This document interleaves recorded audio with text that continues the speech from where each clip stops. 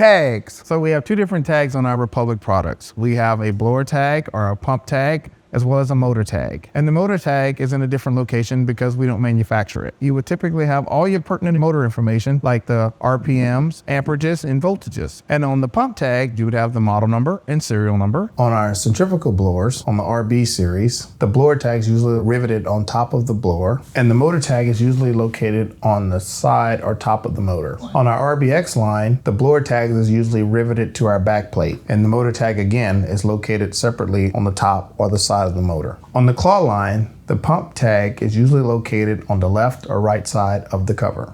And for the motor tag, it's usually mounted on the top or the side of the motor. On our larger claw line, the pump tag is usually located on the top of the pump, and the motor tag is usually located on the side or top of the motor. On our large dry pump series, the pump tag is usually located on the side of the pump, and the motor tag is usually located on the left or right side of the motor.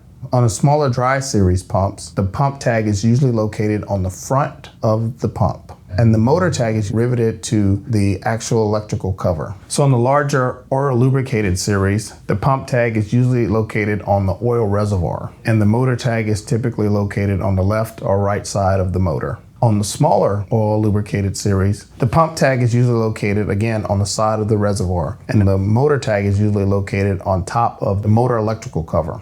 Now our regions are slightly different because the pump tag and motor tag are the same tag. So they have the pump information as well as the motor information as well. And that's usually located on the fan cover of the regenerative blowers.